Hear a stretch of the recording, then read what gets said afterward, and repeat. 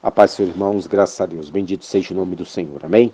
Vamos, pois, então, na sequência aqui do capítulo 29 do livro de Jó, onde nós estaremos concluindo hoje, em nome do Senhor Jesus Cristo. Vamos aqui no versículo 14, que é um versículo fundamental, onde a palavra do Senhor nos diz: Vestia-me de justiça, e ela me servia de vestimenta. Como manto e diadema era a minha retidão. Coisa interessante esse versículo, porque ele está nos dizendo de uma maneira bem clara e explícita que a palavra do Senhor era a vestimenta de Jó. É interessante nós podermos observarmos quão grande era o amor de Jó pelo Senhor, que ele conseguiu vestir então a palavra do Senhor, fazer com que essa palavra do Senhor fosse a sua vestimenta. É bem interessante isso, muito interessante, porque ele acreditou naquela palavra que foi de uma forma levada para ele, né? Mas que serviu de grande bonança para toda a sua vida e até hoje serve de grandes exemplos para nós. Então vamos entender que, basicamente, poderemos até dizer do proto-evangelho, né? Que seria: anda na minha presença, ser uma benção, porque eu sou o Senhor Todo-Poderoso. Gênesis 17, 1. Foi uma promessa que o Senhor fez a Abraão. E como nós já falamos sobre isso no capítulo anterior, eu não vou ficar repetindo isso aqui. Então vamos lá.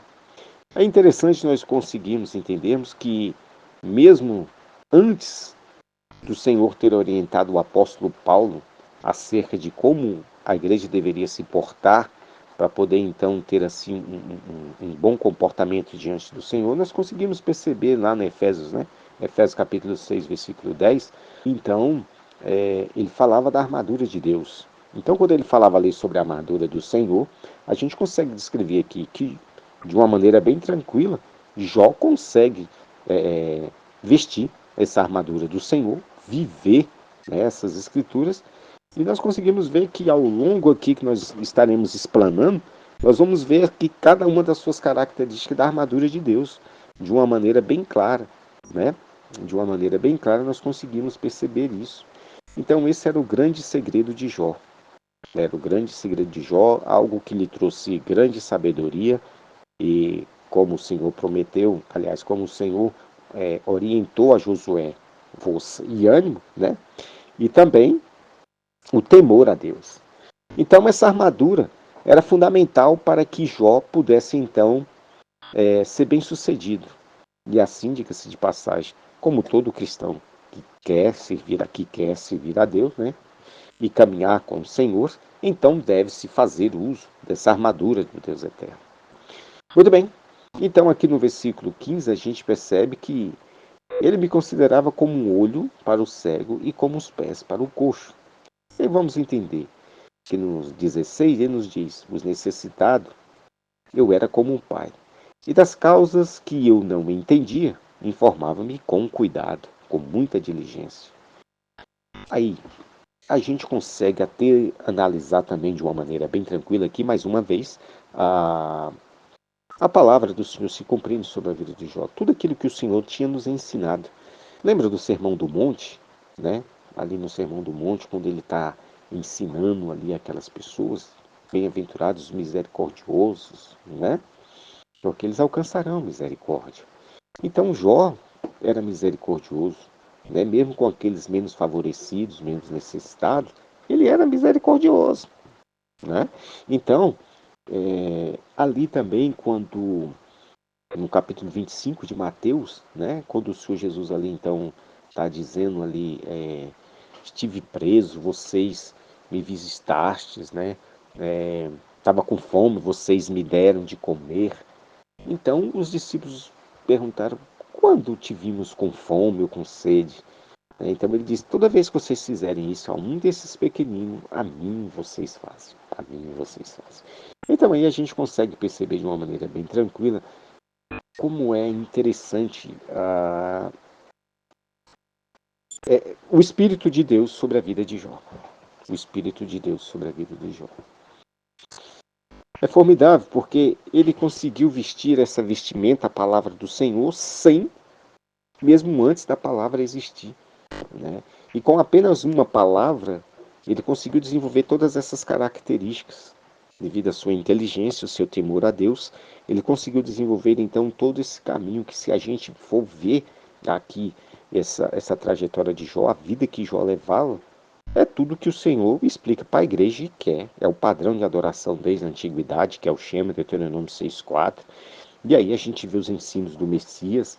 Então, é algo que realmente é fundamental, né, para as nossas vidas. Daí no capítulo, aí no versículo 17, a gente ainda percebe que ele defendia aqueles também que eram oprimidos. Então, se alguém agisse de uma maneira, assim, digamos assim, querendo enrolar uma outra pessoa, um menos favorecido, o que acontecia? Jó ia se ver com Jó, né? Porque então aqueles iam lá e conversavam com ele, e ele ia resolver a situação, ele ia resolver a palavra, né? Então isso é bem interessante, porque no 18 ele dizia: eu, em meu ninho, morrerei, e como areia multiplicarei os meus dias. É interessante também porque seria como se nesse tempo não havia sequer nem uma nuvem no horizonte. Olha que coisa interessante, nem uma nuvem sequer. E aí no versículo 19 ele nos diz: a minha raiz se estendia junto às águas, e os meus ramos permaneciam no orvalho. Né? Permanecia no orvalho. Então parecia que nada poderia destruir Jó. Então vamos entender por quê. Se nós percebermos, nós conseguimos entender aqui, quando a gente lê aqui esse versículo 19, né? Olha só, que a raiz se estendia junto às águas, e os meus ramos permaneciam no orvalho. Isso lembra o quê? Isso nos leva ali para o Salmo 1. É como uma árvore plantada junto ao ribeiro de água, né? E aí a gente vai conseguindo entender, e o Senhor vai nos levando para onde? Salmo 37, que é o salmo do cristão, da vivência do cristão. Aí a gente consegue entender também o Salmo 91, né? Aí o Senhor ainda nos leva para onde? Para João 15. Para João 15, eu sou a videira, vós sois os ramos. Né? Vós sois os ramos. Então, é algo muito que é fundamental. E aí, quando a gente para e pensa e vê essa vida que Jó vivia, a gente consegue entender como ele conseguia viver isso. Porque lá no capítulo 1 e o versículo 9 até o 10, a palavra do Senhor nos diz de uma maneira bem tranquila que o Senhor cercava Jó. Né? Então ele protegia Jó. Mas por que o Senhor protegia Jó? Porque Jó era temente ao Senhor. Né? Igual era temente ao Senhor, guardava aqui seus caminhos e andava com ele. Andava com ele. Então, tinha aí todo esse cuidado. Então parecia que nada poderia então abalar a ele. Aí veja que no 20 diz: a minha honra se renovava em mim, e o meu arco em minha mão renovava suas forças, né? Então, ou seja, era uma força que era interminável. Como diz aquela canção lá da harpa, né? Correrão sem se cansar, né? Então, enfim, fazendo ali o bem, né? Cooperando, então a gente vai e não se cansa. Aí eu paro e penso, eu me lembro ali de Josué, né? Quando ele diz que com 80 anos, a força dele era de quando ele tinha 40, né? Era quando ele tinha 40. Então, onde é que estava todo esse vigor, toda essa força, todo esse ânimo, né? Estava tudo ali em Deus. Então Jó era temente ao Senhor, então ele conseguiu buscar todos esses argumentos. Mas lembra que do versículo 14 nós falamos que a sua vestimenta seria justamente o quê? A vestimenta de Jó seria justamente a palavra do Senhor.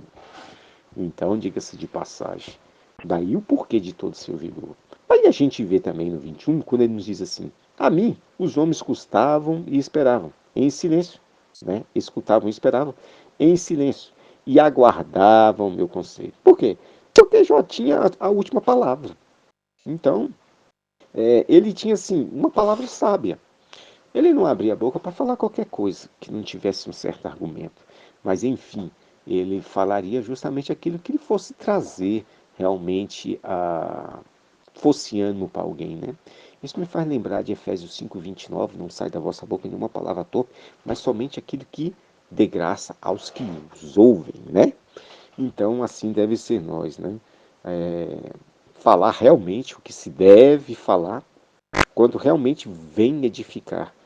Mas ficar falando por falar, não tem porquê. Não, não. E aí, sem falar ainda que é tão interessante, porque, por exemplo, não tinha Efésios 5:29, né? Mas Jó tinha sempre uma palavra sábia.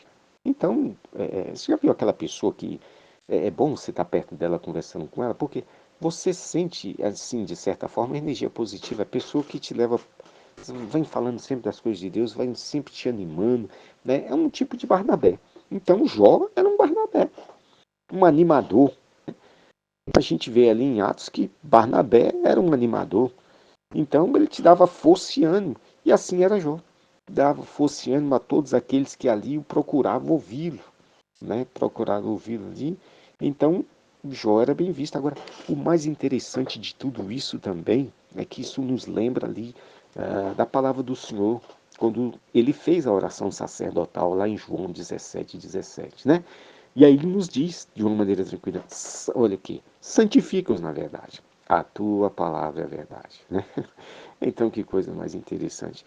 Ele deve ter, então, desenvolvido aqui dali, andar na minha presença e ser uma benção. Então, para mim, andar na presença do Senhor e ser uma benção, né? Então, as minhas palavras devem ser palavras agradáveis que vão dar força e ânimo para alguém que está caminhando e se achegar mais perto do Senhor, né? Então, assim somos nós. São as lições que são fundamentais para as nossas vidas quando a gente observa esse livro de Jó. Mas, enfim, vamos lá, no versículo 22, ele nos diz: depois da minha palavra, eles não replicavam. Não replicavam e a minha razão destilava sobre elas. Por quê? Porque eles não podiam melhorar dos seus julgamentos. Então eles esperavam sempre uma palavra de Jó. Porque Jó sempre tinha uma palavra segura, firme. Ele analisava muito bem antes de tomar qualquer decisão. Aí o porquê que ele era bem visto ali entre, né, o Jó, entre os magistrados. Então vamos entender que verdadeiramente é algo assim que, ó Deus mesmo, né? E aí o versículo 24 ele nos diz: se eu risse para eles, não acreditavam e não abatiam a luz do meu rosto. Agora vamos ver isso aqui, ó. Porque quando Jó sorria para alguém, o que acontecia? Aí alguém se sentia, pois então, ali alcançado pela misericórdia. Eram notavelmente honrados e abençoados, né? Não é que Jó fosse uma pessoa fechada, carrancudo, isso, aquilo, outro. Não, não, mas é porque como ele fazia parte ali dos magistrados, então, se ele sorrisse para alguém, é porque realmente alguém ali naquele momento ali ia se sentir honrado, ia se sentir abençoado também, né? Porque tinha a aprovação de Jó. Então, ter a aprovação do cara mais sábio da época, realmente é algo assim que é até um prêmio, né? Digamos assim, de certa forma.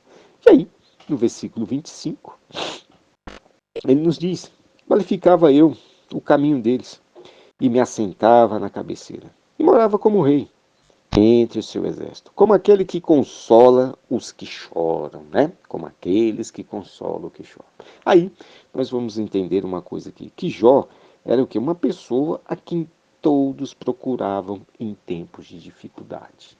Tempos de dificuldade, porque, enfim, há pessoas e há pessoas, né? Então a gente tem que ter até cuidado em saber que tipo de israelita, né, a gente procura na hora de dificuldade na vida. Lembra da palavra do Senhor que nos diz que nem todo israelita é israelita? Pois é, nem todo crente é crente. Cuidado com o tipo de crente que você procura para conversar, para se abrir, para dialogar, entendeu? Ver quem realmente te leva para a palavra do Senhor, te dá uma orientação sábia, não segundo o seu próprio entendimento, mas segundo as sagradas escrituras, né? Então, até nisso a gente tem que ter cuidado e saber quem realmente, para quem nós estamos com quem nós estamos conversando, para quem nós estamos se abrindo, né? E com quem nós estamos então ali compartilhando, né, e pedindo ajuda, porque, enfim, é importante a gente saber falar com pessoas que realmente queiram estar mais perto do Senhor. Isso me faz lembrar também ali, né, o Provérbios 13:20, que nos diz: anda com sábio, será sábio. Mas quem eram os sábios então? Né? Os sábios são esses que têm teme mais o Senhor, anda mais perto do Senhor, então esse tem um bom conselho, né? Esse tem uma palavra amiga, tem uma palavra de força e ânimo que vai então ali poder te dar uma orientação, e ali, de acordo com a orientação das Sagradas Escrituras, tu pode então fazer uma escolha correta da vida, né? Uma escolha correta da vida, né? Não é que ninguém vai apontar, mas enfim, através da palavra do Senhor, através de uma boa conversa, através de um bom conselho, essa pessoa então vai te direcionar, né? Ou você pode direcionar também alguém, de acordo com as Sagradas Escrituras, e aí então vai orientá-la e ela vai dizer, então a escolha é permanecer na palavra do Senhor, né? Que foi o caso da mulher samaritana, da mulher samaritana, né? Já tinha errado 5 vezes, 5 vezes. Quando ela encontrou Jesus, o que aconteceu? Jesus não chegou e condenou, né? Não condenou ela, mas então deu a ela ali uma esperança, de que ela deveria guardar o Shema no coração, e aí onde ela estivesse, ela adoraria, pois então, o Senhor.